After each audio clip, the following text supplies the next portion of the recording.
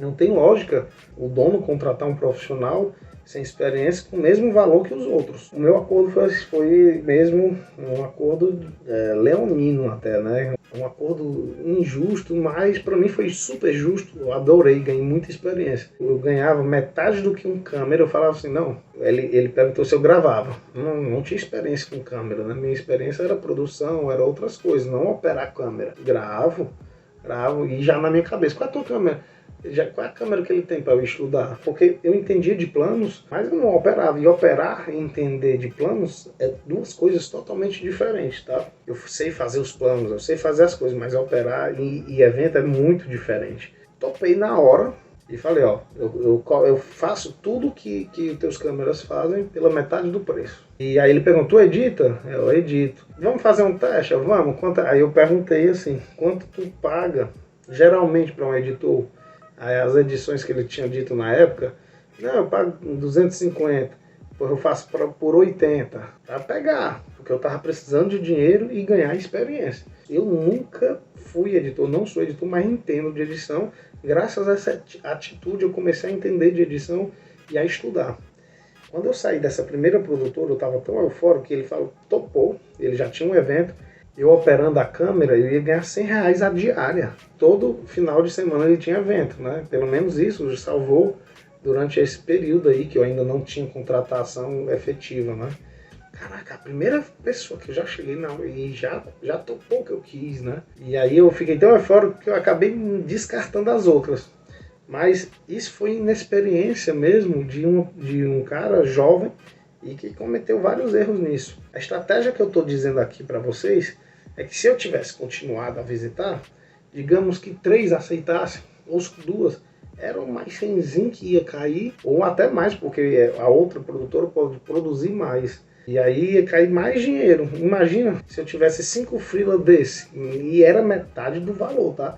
Era 500 que eu ia ganhar por semana. Em 2 semanas eu ia ganhar mais do que eu ganhava no meu emprego antigo. E hoje eu fico vendo como você não tinha a sacada de ainda ganhar dinheiro, ganhar vida como produtor. E para se viver de audiovisual, tem que ganhar bem. Porque se você não ganhar bem, você vai continuar porque você ama aquilo.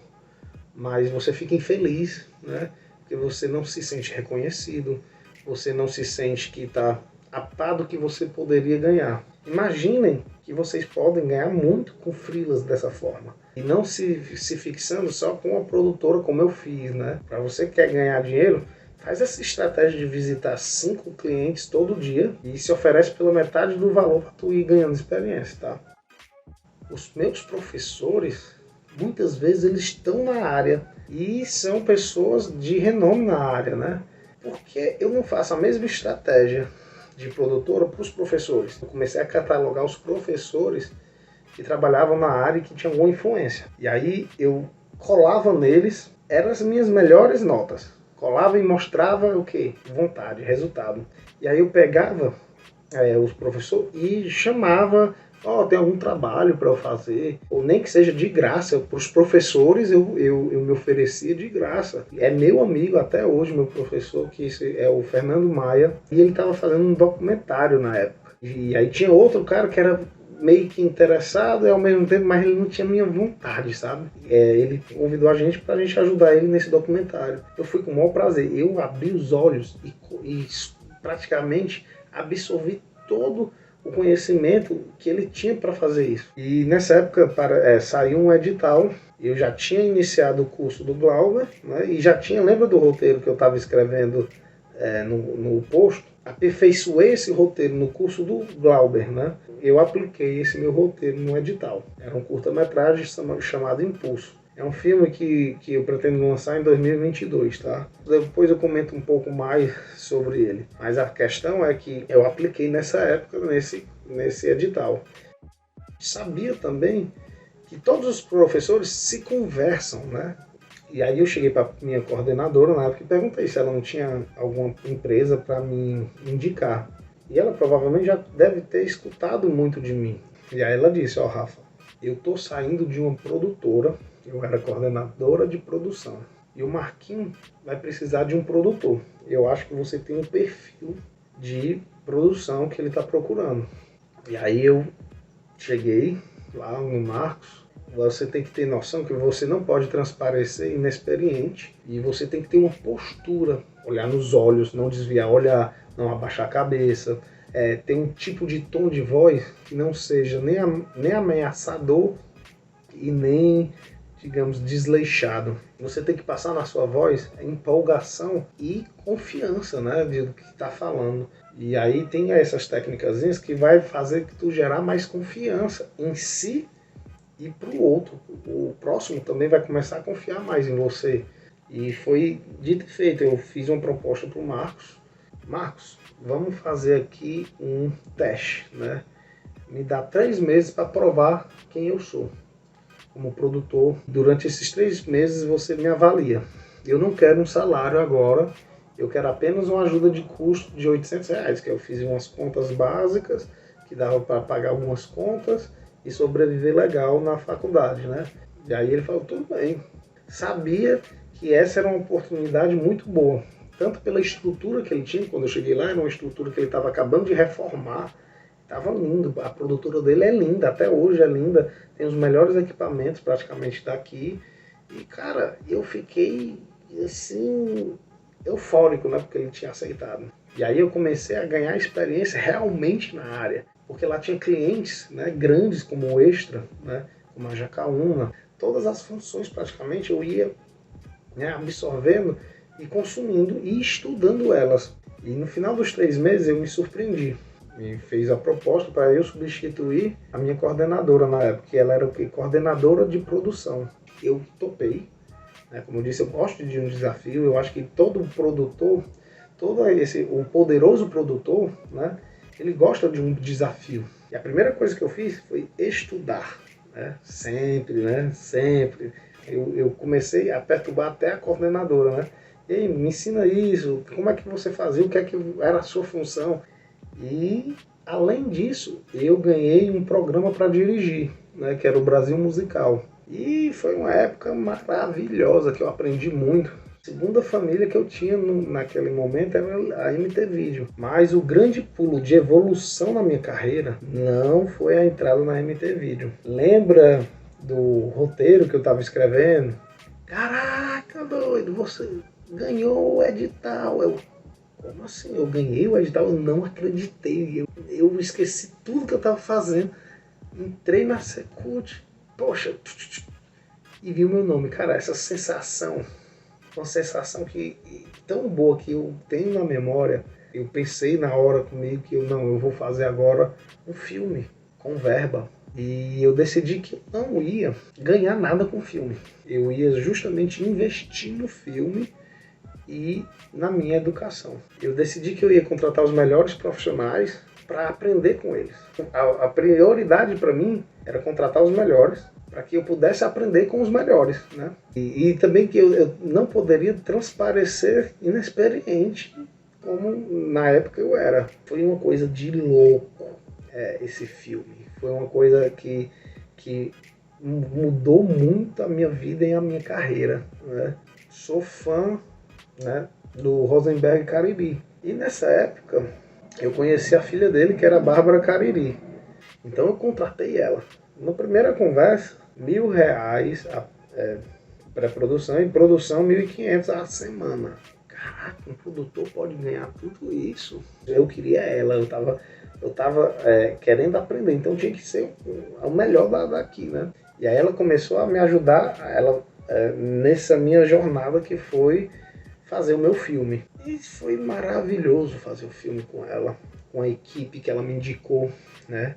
E nesse filme me mostrou isso, me revelou isso, que eu teria que ter um network muito grande, que eu não estava tendo na produtora, porque na produtora eles já tinham aquelas pessoas que eles trabalham e que tinham também, né, pessoas, os clientes fixos, que dificilmente estavam entrando clientes. Então a gente só tinha que basicamente administrar tudo que estava entrando, né?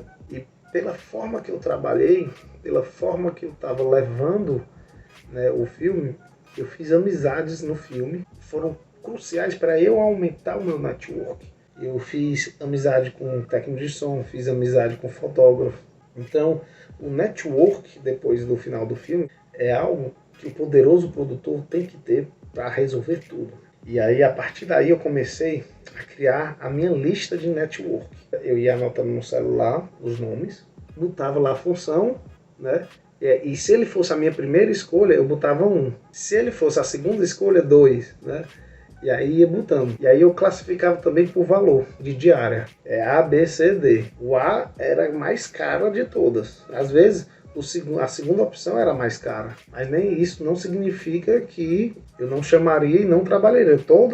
A maioria dessa galera que eu tenho anotado como network, eu já trabalhei e trabalho até hoje, né? Muitas vezes eu procuro minha primeira opção, óbvio, que é a minha primeira sempre opção. E aí eu pergunto para ele, e aí?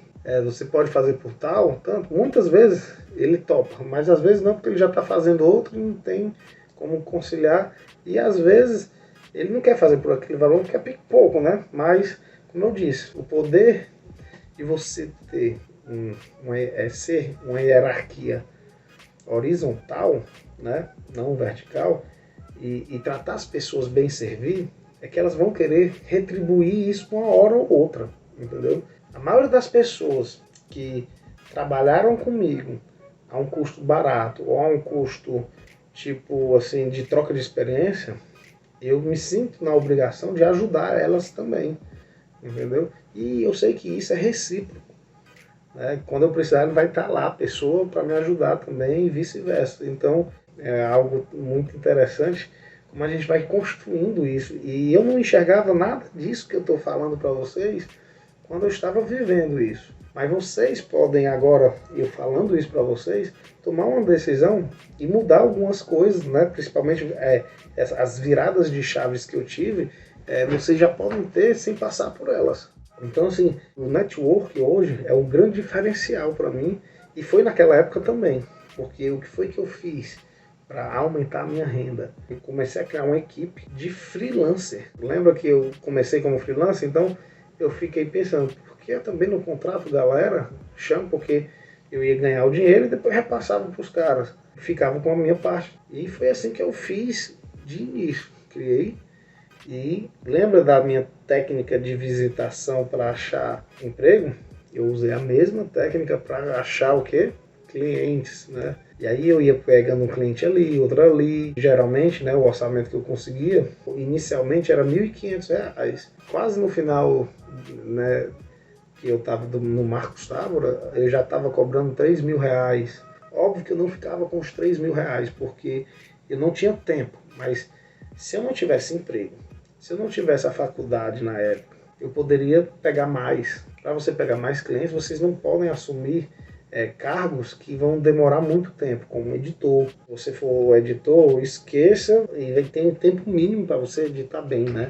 Porque não é que nem na produção que eu pego, faço uma pré-produção em um dia, no outro dia já estou produzindo, no terceiro dia já estou livre, entendeu? Então é mais complicado. Então eu comecei a otimizar as minhas produções e me liberar logo para ir atrás de mais, né? Eu preferia comer filé repartindo com todo mundo do que pegar um bife velho, duro, só para mim. E isso fez toda a diferença para eu começar a ganhar mais dinheiro, a fazer produtos melhores, porque o que acontece? Com o aumento da qualidade, eu mostrava mais valor.